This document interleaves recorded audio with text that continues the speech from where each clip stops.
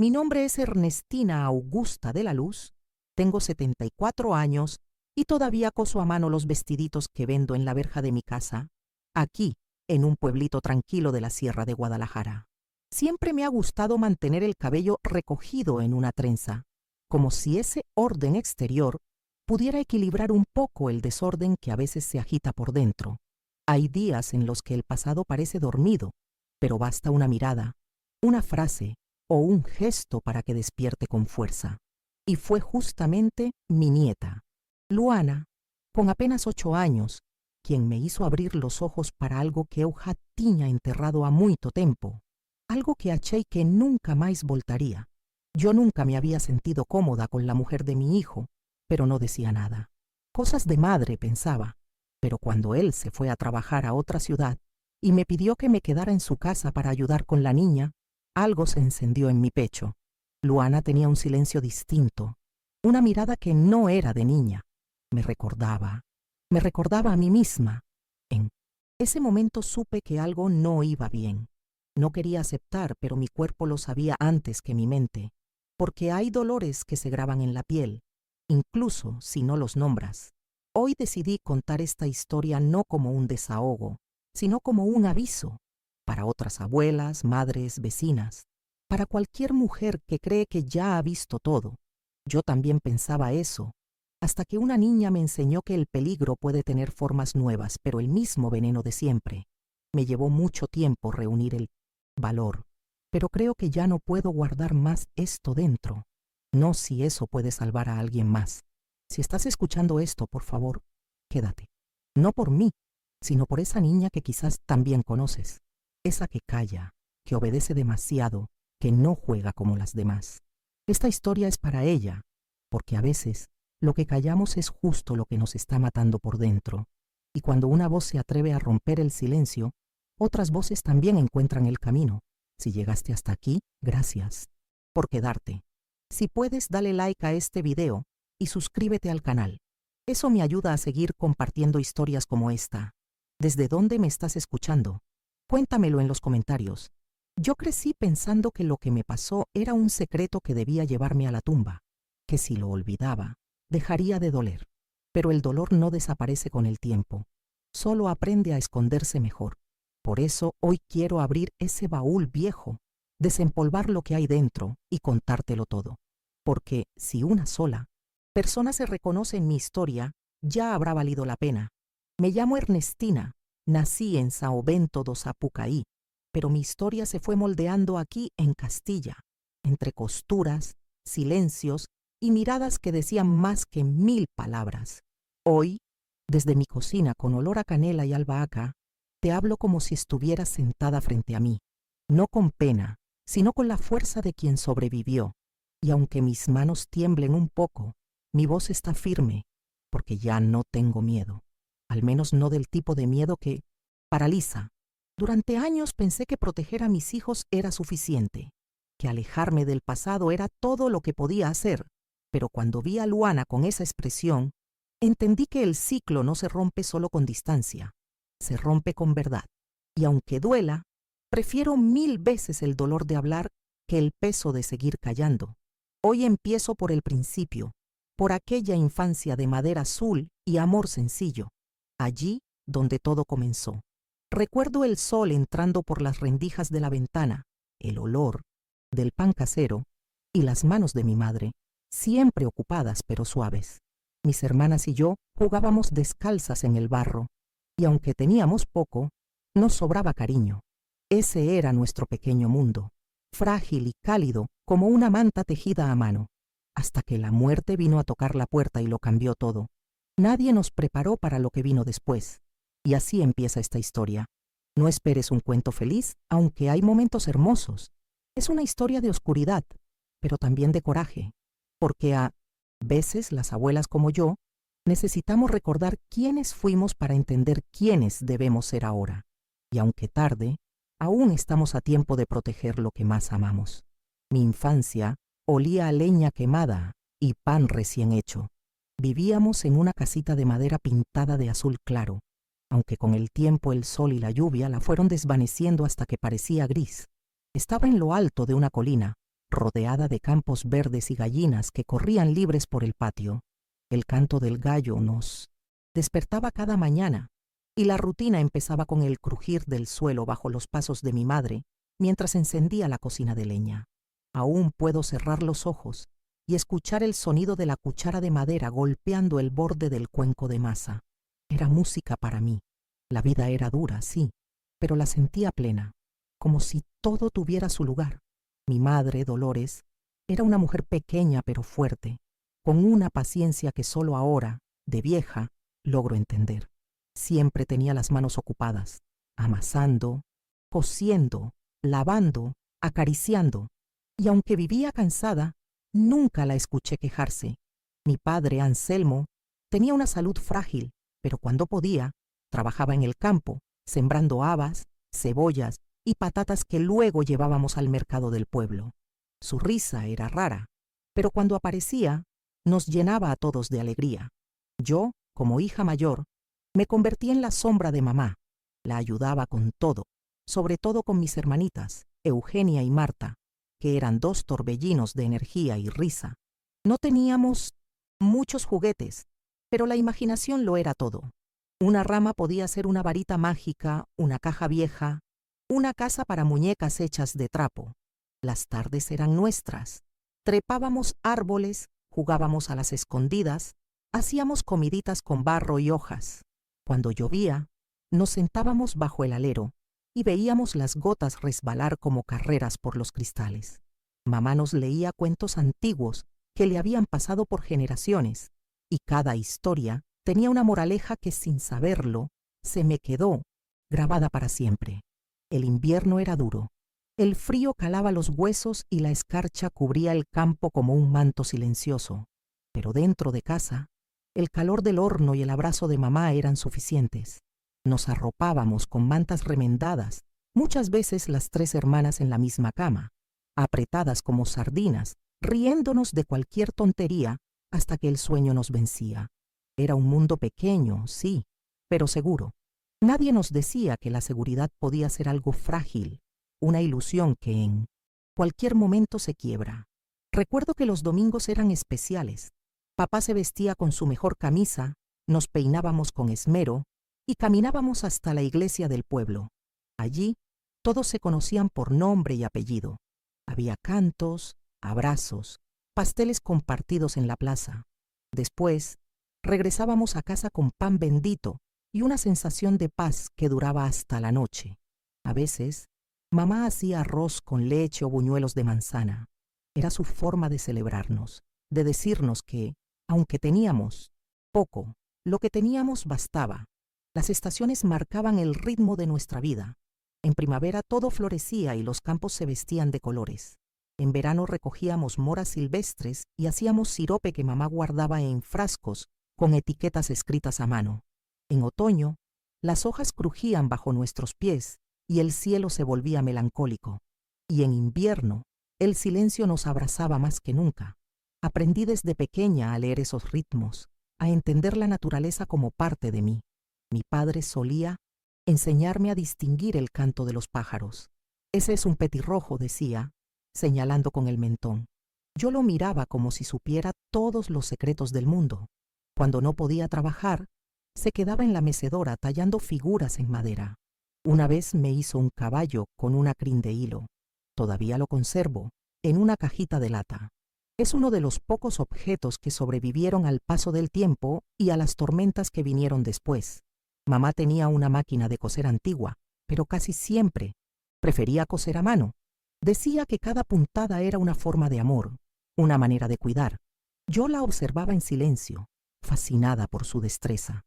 Fue ella quien me enseñó a coser, a remendar calcetines, a hacer bastillas invisibles. Esa habilidad, tan simple y cotidiana, se convirtió años después en mi sustento.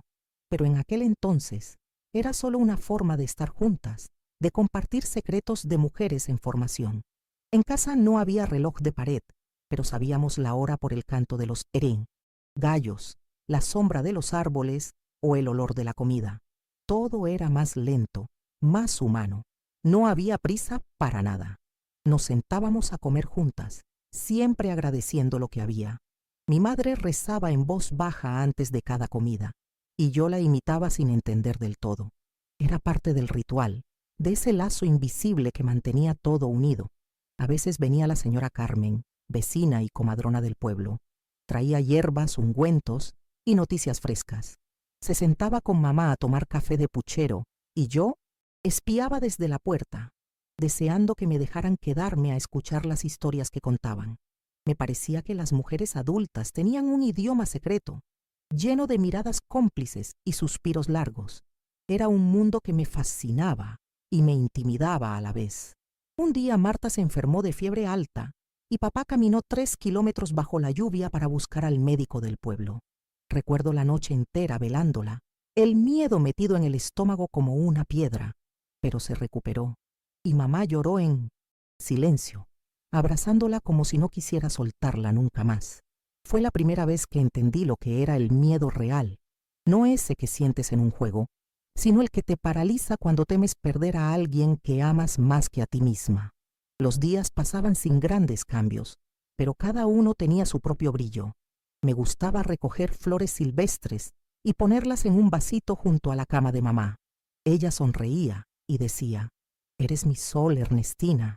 Yo creía que nada malo podía pasar si ella estaba cerca. Su voz era mi refugio. Cuando la escuchaba tararear mientras cocinaba, todo estaba bien. No sabía que el tiempo era un ladrón silencioso, ni que la vida puede cambiar de golpe sin avisar. En la escuela del pueblo, la maestra Pilar era firme pero cariñosa. Me gustaba escribir, dibujar y leer en voz alta. Tenía buena letra, y a veces la maestra me pedía que leyera para los más pequeños. Me hacía sentir importante. Cuando terminaban las clases, caminábamos de regreso en grupo, jugando a pisar solo las baldosas claras o a adivinar formas en las nubes. No había teléfonos ni pantallas.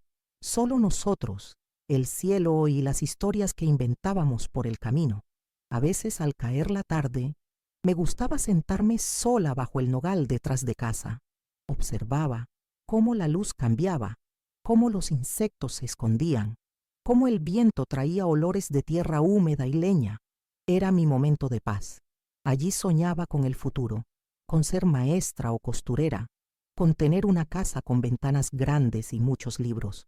Nunca imaginé que mis sueños cambiarían tan bruscamente, ni que la vida que conocía se rompería como un vaso de cristal. Mi hermana Eugenia era risueña, siempre haciendo bromas. Marta, en cambio, era más seria, más apegada a mí. Yo era su refugio, su segunda madre. Cuando tenía pesadillas, corría a mi cama, me abrazaba fuerte y yo le cantaba bajito hasta que se dormía. Ese vínculo entre hermanas era lo más puro que conocía. Sentía que podía protegerlas de todo. No sabía entonces que habría cosas de las que ni el amor más grande puede defender. Mi madre decía que la vida era como coser. A veces se enreda el hilo, pero siempre puedes volver a empezar. Yo creía en eso con toda mi alma. Sentía que mientras estuviéramos juntas, nada podría vencernos. La idea de la muerte, del abandono o del miedo era ajena a mí. Creía que el mal era cosa de los cuentos, de las brujas y los lobos que no existen. Pero el mal tiene rostro humano y llega sin avisar, como un viento frío que apaga todas las velas. La mañana en que mi madre murió fue una de esas que empiezan como cualquier otra. Hacía frío, pero el cielo estaba despejado. Yo tenía 11 años y acababa de terminar de tender la ropa cuando escuché un golpe seco desde la cocina. Corrí y la encontré en el suelo, con los ojos abiertos pero vacíos, la boca entreabierta como si quisiera decir algo, la taza de café rota a su lado y el vapor aún escapando de la olla sobre el fogón. No grité. Me quedé inmóvil, sin saber si era un sueño o una pesadilla, hasta que Eugenia entró y comenzó a llorar con ese llanto que no sale de los ojos, sino del alma.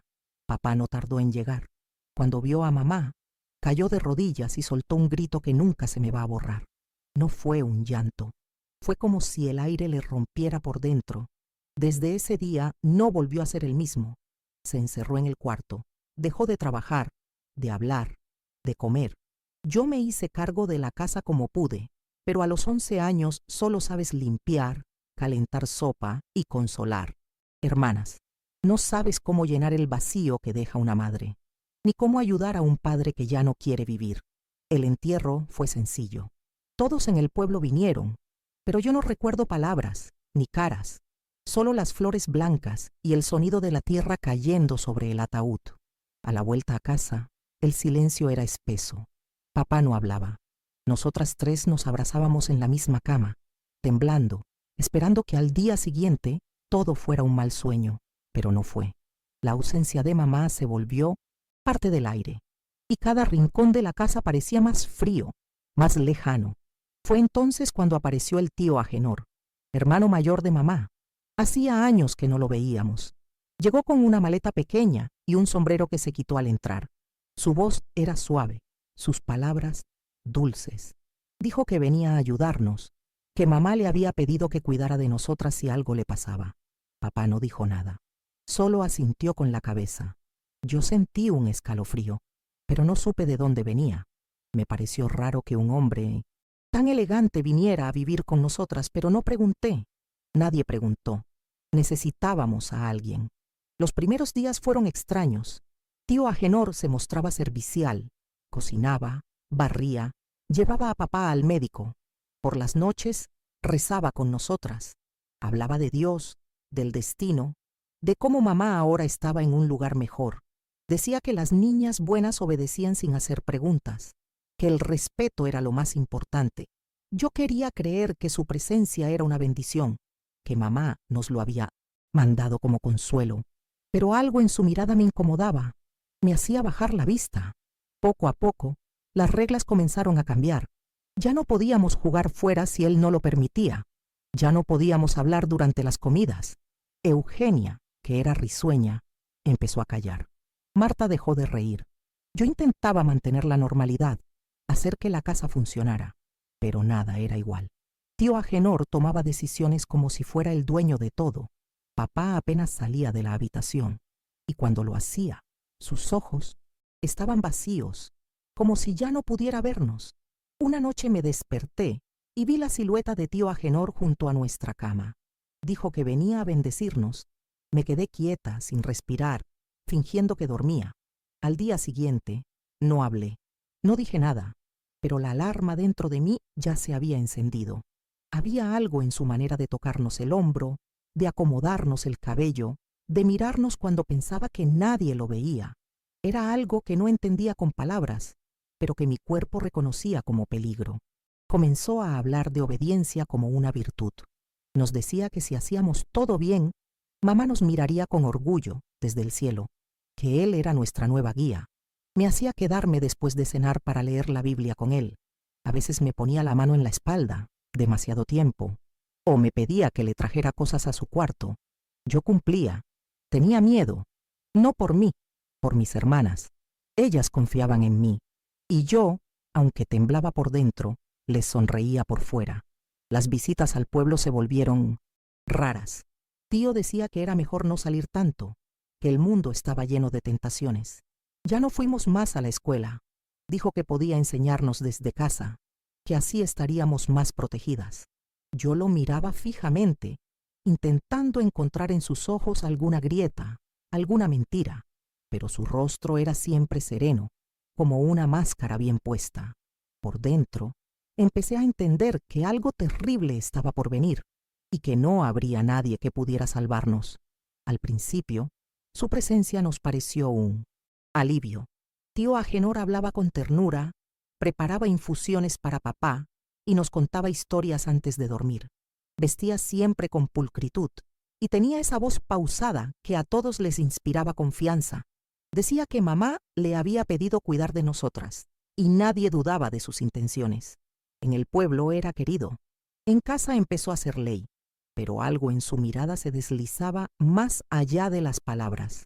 Un detalle mínimo, apenas perceptible, que solo con el tiempo empecé a entender. La rutina se transformó. Nos levantábamos al amanecer para rezar, y después él repartía tareas con una seriedad nueva. Me pedía quedarme con él más tiempo en la cocina, diciendo que debía enseñarme el camino correcto. A Marta y Eugenia Les asignaba cosas simples, pero a mí me exigía cada vez más. Limpiar con esmero, servir los platos en silencio, mirar siempre a los ojos. Decía que era para hacerme fuerte, pero yo no me sentía fuerte. Me sentía expuesta, como si cada gesto mío fuera medido, pesado, observado. Las reglas empezaron a cambiar. Ya no podíamos salir al patio sin su permiso. Las visitas se redujeron. Dijo que era mejor así, para que el luto se viviera con respeto. Pero con los días, lo que era respeto se volvió encierro. Yo notaba que Marta se volvía más callada, que Eugenia ya no cantaba. Papá apenas salía de su habitación. Cuando lo hacía, se sentaba frente al fuego sin decir palabra. Estaba ausente. Y eso dejaba a tío Agenor con todo el espacio que necesitaba para imponer su voluntad. Un día, me pidió que leyera con él después de la cena. Me sentó a su lado y colocó su mano sobre la mía. Dijo que era un gesto de guía, de protección. Yo no dije nada. Me limité a seguir la lectura con la voz entrecortada. Sentía el pecho apretado, como si algo invisible me envolviera. Después de eso, empezó a llamarme más seguido, con excusas nuevas, que lo ayudara a organizar papeles, a clasificar libros, a limpiar su habitación, siempre a solas, siempre en silencio. Aprendí a fingir tranquilidad, a sonreír cuando por dentro todo se cerraba, a evitar quedarme sola, aunque eso no siempre era posible. Me volví experta en interpretar sus estados de ánimo, en anticipar sus movimientos. Había momentos en los que se mostraba amable, incluso divertido, pero bastaba una mirada seria para que supiera que debía obedecer. Decía que la obediencia era una forma de amor, y yo me tragaba esa idea como se traga una espina, con miedo y resignación. A Marta le inventé una canción para dormir. A Eugenia le tejí un muñeco con retazos viejos. Era mi manera de aferrarme a ellas, de construir pequeñas islas de ternura entre tantas sombras. No entendían del todo lo que pasaba, pero sabían que algo no estaba bien. Marta a veces se despertaba con pesadillas. Eugenia empezó a dormir con una lámpara encendida. Yo me mantenía alerta, en silencio, pero alerta. Las noches eran largas. Me quedaba despierta, escuchando cada crujido del suelo, cada puerta que se abría. Escondía bajo el colchón una campanilla atada a un hilo, un invento mío para sentir si alguien entraba. No era valentía, era instinto. Sabía que debía protegerme y protegerlas, aunque nadie lo viera, aunque nadie me preguntara si estaba bien. Una tarde, mientras fregaba el suelo, tío Agenor me dijo que debía aprender a aceptar el cariño de quien nos cuida. Me miró con seriedad. Me sentí pequeña, invisible. Le respondí con un gesto de cabeza. Era más seguro que hablar. Desde entonces, cada palabra suya tenía doble filo. Un consejo podía ser una advertencia, una sonrisa, una amenaza. Empecé a vivir en un estado constante de vigilancia, como si cada paso fuera una posible trampa. Recuerdo que una vez, mientras cosía en el patio, se acercó y me ofreció un lazo para el cabello. Para que siempre estés bonita, dijo. Yo lo tomé, lo guardé y nunca lo usé. El objeto me quemaba en las manos. Sabía que no era un regalo. Era un recordatorio de que él estaba siempre presente, siempre esperando algo. Los domingos ya no íbamos a misa. Él organizaba oraciones en casa. Decía que así estábamos más protegidas. Nos hacía repetir frases sobre obediencia, humildad y silencio. Yo lo hacía con la voz apagada. Miraba a Marta y Eugenia y veía el reflejo de mi propio miedo, un miedo que se había vuelto cotidiano, un miedo que no tenía nombre, pero que pesaba como una piedra en el pecho. Me volvía aún más reservada. Escribía en pedazos de papel y los escondía dentro de una vieja caja de costura. Allí guardaba mis pensamientos, mis ruegos, mis pequeños planes. Soñaba con una ventana abierta, con un camino de tierra que me alejara de todo aquello. Pero cada mañana, al abrir los ojos, el sueño se rompía, y allí estaba él, con su voz suave, con su protección. Una noche, escuché a Eugenia preguntarle a Marta si el tío también la quería como a Ernestina. Mi corazón se detuvo por un segundo. No supe qué responderles. Solo me acerqué y les pedí que durmieran. Las abracé fuerte. Esa frase, dicha con inocencia, me partió por dentro. Supe que debía hacer algo, que el tiempo se agotaba. Tío Agenor comenzó a controlar hasta nuestras emociones. Si llorábamos, decía que éramos débiles. Si reíamos, que éramos irrespetuosas. Nos moldeaba con palabras, con normas que cambiaban cada día. Vivíamos en un campo minado, y yo, aunque era solo una niña, intentaba desactivar cada bomba antes de que explotara, porque sabía que, si caíamos, nadie nos recogería. El día que Marta se enfermó de fiebre, él prohibió llamar al médico. Dijo que sabía qué hacer, que los remedios de mamá aún estaban en la despensa. Yo lo desobedecí. Caminé hasta casa de doña Carmen y pedí ayuda. Esa fue la primera grieta en su control. Me gritó, sí. Me castigó con días enteros sin salir al patio.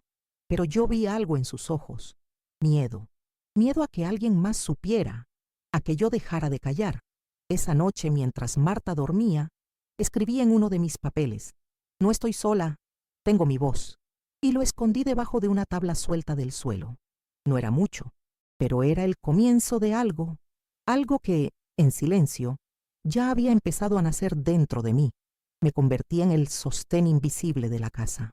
Mientras los días pasaban lentos y densos como la niebla de invierno, yo hacía todo lo posible por mantener una apariencia de normalidad. Me levantaba antes que todos, barría el patio, preparaba el desayuno, lavaba la ropa con las manos rojas del frío. Cada movimiento era preciso, medido, pensado para evitar el más mínimo disgusto de tío Agenor.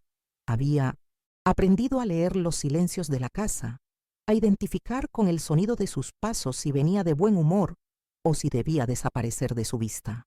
A veces, el simple sonido de su tos desde el pasillo me ponía la piel de gallina. Papá seguía ausente. Salía de la habitación solo para comer y volvía a encerrarse sin mirar a nadie. Si alguna vez notó lo que sucedía, eligió no verlo. Y eso dolía más que cualquier otra cosa. El silencio de él, su abandono, se convirtió en otra forma de castigo. Yo no era solo la hermana mayor. Era madre, criada, escudo, muro. Las niñas dependían de mí, y eso me daba fuerza, pero también me hundía, porque por más que yo lo intentara, no podía detener todo. Aprendí a reconocer mis propios límites. Ya no lloraba, ni siquiera a solas. Llorar era peligroso. Si me quebraba, él notaría, y si notaba, vendrían más lecciones. Así las llamaba. Momentos de corrección, de enseñanza. Momentos que yo evitaba con toda mi astucia. Me convertí en alguien que él no pudiera controlar del todo. No me resistía abiertamente, pero tampoco me entregaba. Caminaba esa línea fina entre la sumisión y la resistencia silenciosa, y ese equilibrio me salvó. Las marcas en el cuerpo eran sutiles. Un moretón en el brazo que escondía con mangas largas, un rasguño que explicaba con excusas, pero las más profundas estaban por dentro. Comencé a tener dificultades para respirar. A veces, en plena madrugada, me despertaba ahogada, con el corazón desbocado. Me escondía bajo la mesa de la cocina, me abrazaba las rodillas y contaba en voz baja hasta 100. Me prometía que todo pasaría, que algún día saldríamos de ahí. Los escondites se volvieron parte de mi rutina. Había una grieta detrás del armario donde guardaba papeles con frases que escribía para mí misma. Aguanta, no estás loca, mamá te ve. Eran mis oraciones, mi forma de mantenerme cuerda. También usaba la parte trasera del gallinero como refugio. Allí, entre paja y olor a tierra, respiraba sin miedo por algunos minutos. A veces me quedaba dormida allí, con el cuerpo acurrucado y el alma hecha un ovillo. A Marta le inventé un juego de señales. Si yo me tocaba el moño del cabello, significaba que debían quedarse lejos del salón. Si silbaba 2 veces, que volvieran rápido a la habitación. Era nuestra forma de comunicarnos sin palabras. Las niñas no sabían todo, pero intuían, y su confianza en mí me desgarraba, porque yo no podía prometerles nada, solo podía cuidarlas hoy. Cada día era eso, un pequeño rescate. Mis manos comenzaron a temblar cuando cosía. Me costaba enhebrar la aguja. A veces pinchaba mis dedos y ni siquiera lo sentía. El cuerpo entero estaba en alerta constante. Ya no era yo misma, era una versión disminuida de mí. Pero aún así, cada vestido que terminaba era una victoria, era un trozo de cordura, una promesa de que un día volvería a coser por gusto y no por necesidad de sobrevivir. El día que Marta tuvo fiebre alta, pasé la noche entera sentada a su lado. Tío Agenor decía que con oraciones bastaba. Yo, en cambio, herví hierbas, la abaniqué, le mojé la frente con paños fríos. En esos gestos pequeños recordaba a mamá, me aferraba a su memoria como a un faro. Ella no me hablaba, pero su imagen era mi guía. Pensaba en lo que ella habría hecho, y eso me ayudaba a no rendirme. A veces sentía pasos en la noche, y me quedaba despierta, conteniendo la respiración. Aprendí a dormir con un cuchillo de cocina bajo la almohada. Nunca lo usé, pero el peso del metal me daba una falsa sensación de seguridad, como si eso fuera suficiente para protegernos. Era una niña con miedo, haciendo de adulta, y eso me rompía, pero no podía mostrarlo. No podía permitirme el lujo de la fragilidad. Los domingos, él nos hacía recitar versos memorizados. Si alguna se equivocaba, había castigo. Limpiar el suelo de rodillas, escribir 100 veces, debo obedecer. Marta una vez se confundió. La vi morderse los labios para no llorar. Esa noche me senté junto a ella hasta que se durmió. Le acaricié el cabello y le dije, «Eres valiente», aunque yo misma ya no supiera qué era la valentía. La casa entera era un campo de minas. Nunca sabías qué gesto podía desatar la furia. Un saludo mal dado, un libro fuera de lugar, una risa a destiempo. Todo podía ser usado en tu contra. Y yo me esforzaba por mantenerlo todo perfecto. Pero por dentro estaba agotada. Me dolía el pecho todo el tiempo. A veces creía que iba a desmayarme, pero me obligaba a seguir. La ropa que usaba cambió. Empecé a vestirme con camisas de hombre, faldas largas, pañuelos gruesos. Intentaba desaparecer. No quería que nadie me viera, mucho menos él. Me volvía invisible por elección. Si no me veía, no me elegía. Era mi lógica infantil. Y aunque no siempre funcionaba, me aferraba a ella como a un salvavidas. Un día, encontré un dibujo de Eugenia. Era una casa con una figura pequeña, con el cabello en trenza, parada en la puerta. Abajo, escrito con letras torcidas, Ernestina cuida. Lloré en 1972. Silencio. Me encerré en la despensa y me dejé caer al suelo. Esa frase me devolvió algo de fuerza, porque, aunque todo estaba mal, aún había algo bueno, aún había amor. Me volví desconfiada. Miraba por la ventana antes de salir. Escuchaba detrás de cada puerta antes de entrar. Vivía como un animal herido. A veces soñaba con mamá, con su voz cantando en la cocina. Me despertaba llorando, pero en silencio.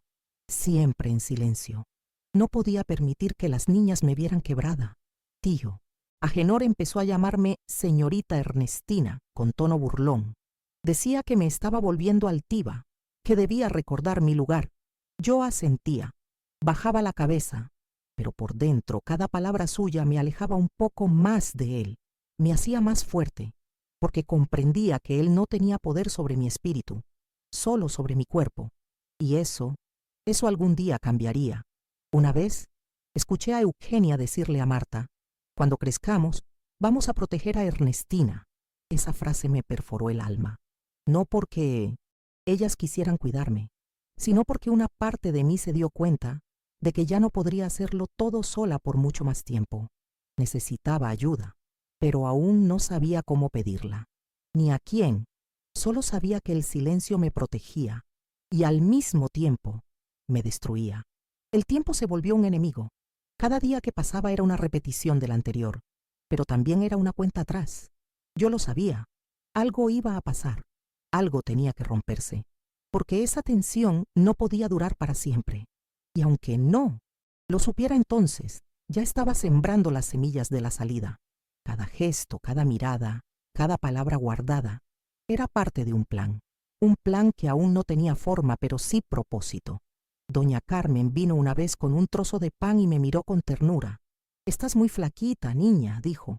Yo sonreí, agradecí y volví al interior como si nada. Pero esa noche dejé un papel cerca del pozo. Solo decía gracias. Fue la primera vez que hablé fuera del encierro. Una palabra mínima pero real. Y eso cambió algo en mí. Comencé a observar más, a registrar los horarios de él, sus ausencias, sus manías. Ya no solo sobrevivía. Empecé a estudiar, a preparar, a pensar, porque entendí que mi silencio había sido necesario, pero que no podía durar para siempre. No si quería salvarnos, no si quería que algún día volviéramos a ser libres. La primera señal de resistencia fue tan pequeña que casi pasa desapercibida. Una tarde, mientras tío Agenor recitaba uno de sus versículos de obediencia, Marta me miró a los ojos y apretó los labios con fuerza. Era un gesto mínimo, pero en su mirada había una chispa, una negación muda. Sentí que no estaba sola, que en silencio mi hermana también percibía lo que se estaba pudriendo entre esas paredes. Esa noche, cuando nos acostamos, la abracé más fuerte de lo habitual. No dije nada, pero ella entendió. A veces el amor se manifiesta en los silencios compartidos. Empecé a observar a tío Agenor con nuevos ojos, ya no desde el miedo paralizante, sino con una especie de cálculo frío. Quería entender sus rutinas, sus puntos débiles. Sabía que no podía enfrentarlo de frente, pero quizás podía empezar a socavar su control desde dentro. Me fijé en las horas que salía a visitar a los vecinos, en cómo evitaba ciertos rincones oscuros de la casa, en qué días estaba más distraído.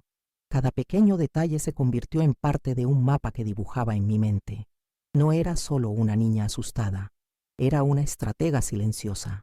Fue en una de esas tardes solitarias que decidí escribir una carta. No decía nombres ni detalles, solo hablaba de una niña que vivía con miedo, que necesitaba ayuda. La escondí dentro de un libro viejo, entre páginas polvorientas que nadie leía.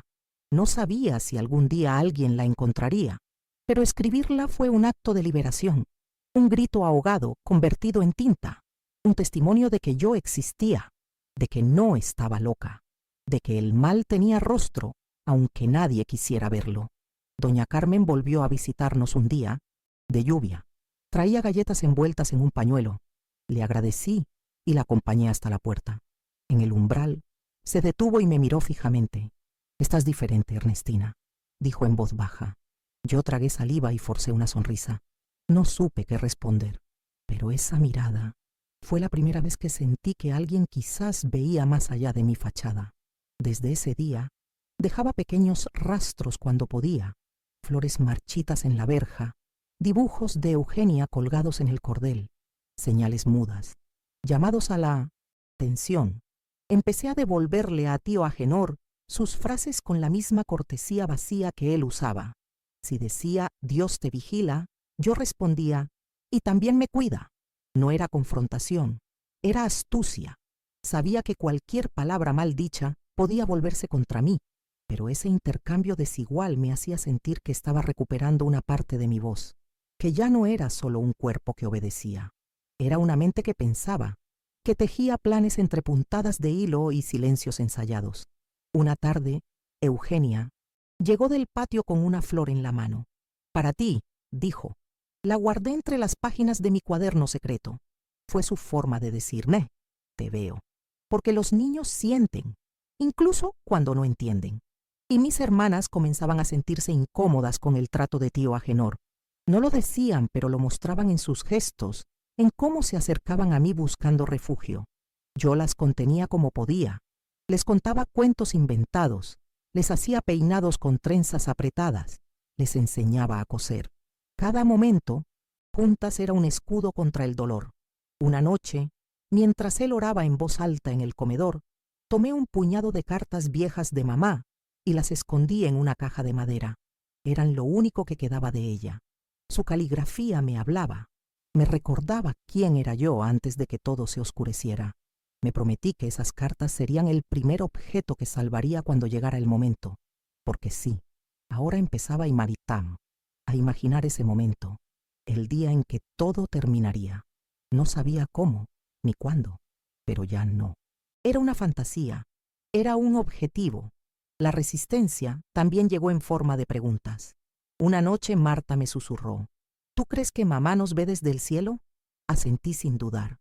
Entonces sabe lo que pasa, ¿verdad? Esa frase me dejó sin aire. La abracé y le dije: y está muy orgullosa de ti. Fue la verdad más dolorosa y más necesaria que pude decir, porque en esas palabras también me hablaba a mí misma. Yo también necesitaba creer que mamá sabía, que no nos había abandonado del todo.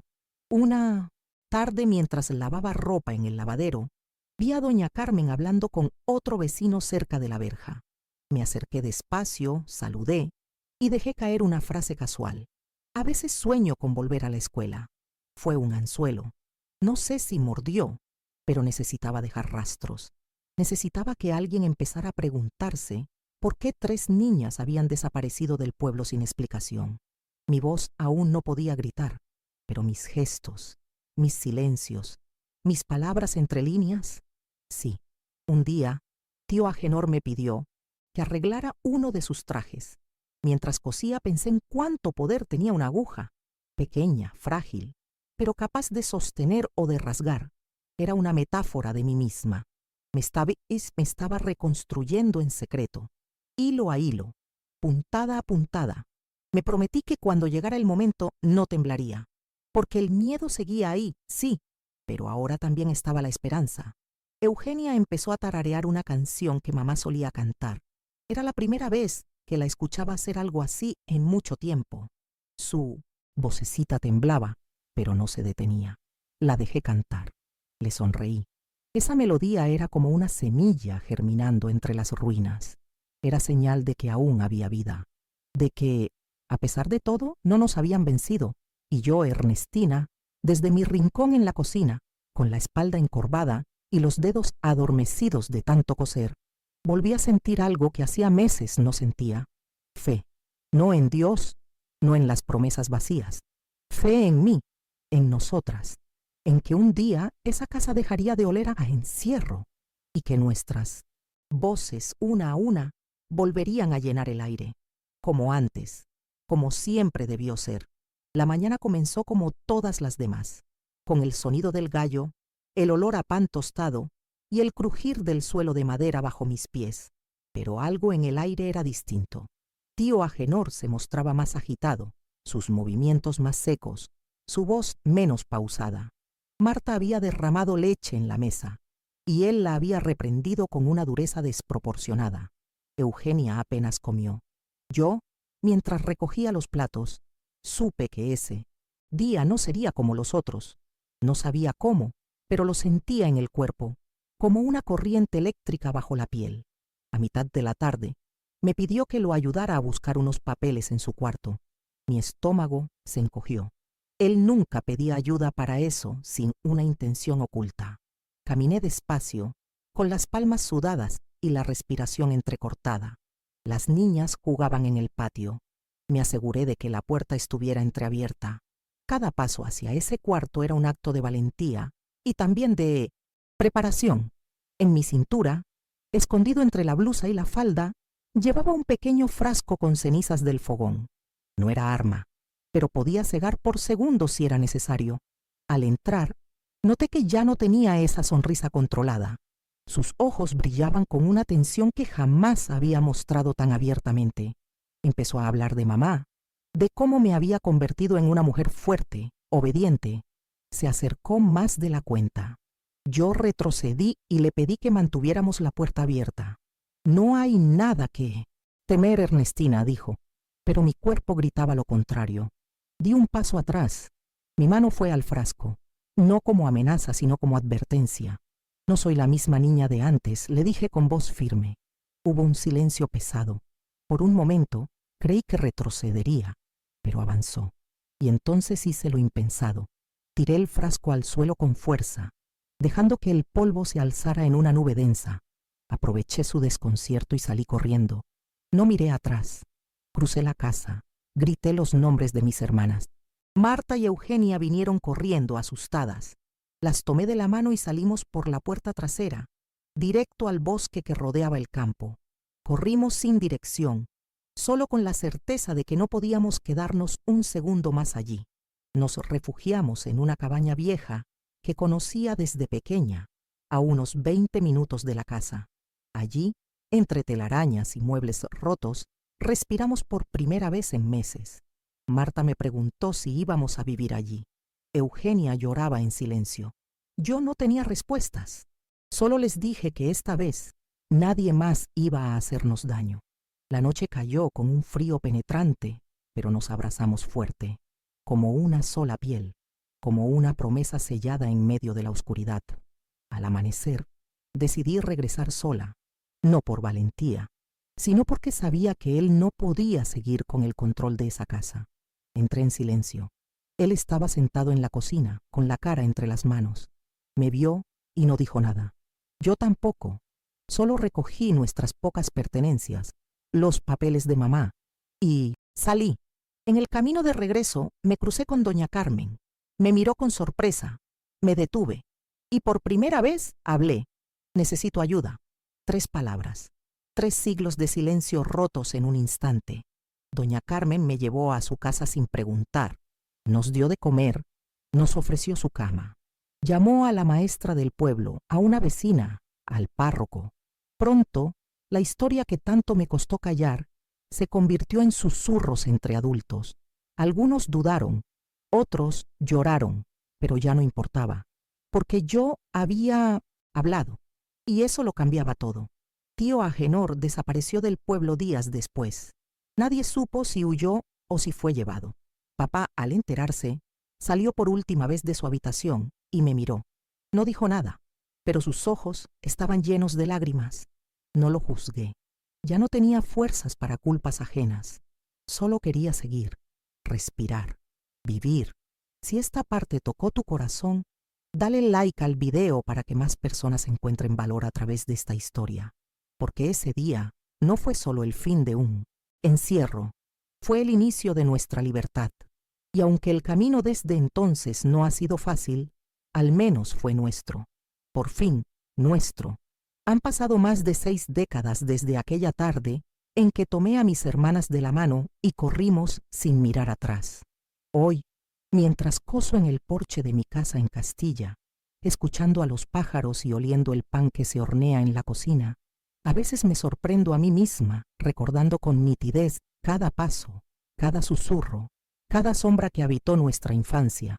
Marta vive en Valencia con sus nietos, Eugenia en Zaragoza, rodeada de libros, y yo sigo aquí, con mis manos aún fuertes, mi espalda algo encorvada, y el alma más ligera. Nunca llevamos el caso a juicio, nunca hubo castigo legal para tío Agenor, pero hubo algo más importante. No volvió a tener poder sobre ninguna de nosotras. Nos rompió, sí, pero también nos obligó a reconstruirnos desde lo más profundo. Aprendimos a nombrar lo innombrable, a confiar poco a poco, a crear nuevas raíces en tierra firme. Y aunque el miedo dejó marcas, también dejó lecciones. Aprendimos que el silencio no siempre protege, que a veces hablar es el mayor acto de amor. Cuando mi hijo me pidió que cuidara de Luana durante esos meses, yo pensé que ya no tenía mucho más que ofrecer, pero fue esa niña, con sus ojos enormes y su voz temblorosa, la que despertó en mí el fuego que creí extinguido. El ciclo no se repitió, porque esta vez alguien escuchó. Esta vez alguien vio, y esa persona fui yo, no con heroicidad, sino con memoria, con esa memoria que, por años, me pareció una carga, pero que al final fue salvación. Luana ya tiene 12 años. Le gusta dibujar, inventar historias, bailar en el salón. Es una niña libre. A veces me abraza fuerte y me dice, «Gracias por protegerme, abuela». Yo le sonrío y no digo nada, porque la verdad es que fue ella quien me protegió a mí. Me dio una segunda oportunidad. Me recordó que el dolor no es herencia obligatoria, que podemos romper cadenas con gestos pequeños, con palabras susurradas, con valentía envuelta en ternura. No volví a ver a mi nuera, tampoco lo necesitaba. Con el tiempo mi hijo entendió muchas cosas, se acercó, pidió perdón, y aunque la herida no desaparece, sí aprendimos a curarla juntos. Hoy viene los domingos a comer con nosotros. Luana me ayuda a preparar la mesa. Y cuando todos se sientan, me siento también. No para servir como antes, sino para compartir, para estar, para vivir. A veces, mientras termino un vestidito y paso la cinta por el dobladillo, me llega el recuerdo de mamá, con su voz suave y sus manos firmes. Siento que, de alguna manera, ella también está aquí, en cada puntada, en cada abrazo, en cada palabra que ahora me atrevo a decir. Me gusta pensar que me ve, que nos ve, y que por fin puede descansar en paz. Porque esta historia no termina con un final perfecto, pero sí con una verdad dicha en voz alta, con una niña que fue escuchada, con una mujer que se atrevió a recordar, y con una familia que pese a todo eligió sanar. Hoy, a mis 74 años, puedo decirlo sin temor. Sobreviví. Y más que eso, viví, a mi manera. Con cicatrices sí, pero también con dignidad. Si esta historia te habló al corazón, dale like, suscríbete y compártela. Eso me da fuerzas para seguir contando lo que durante tanto tiempo callé. Quiero saber qué sentiste al escuchar este relato. ¿Te recordó algo? ¿A alguien? Cuéntamelo en los comentarios. Estoy aquí para escuchar, como una vez me escucharon a mí.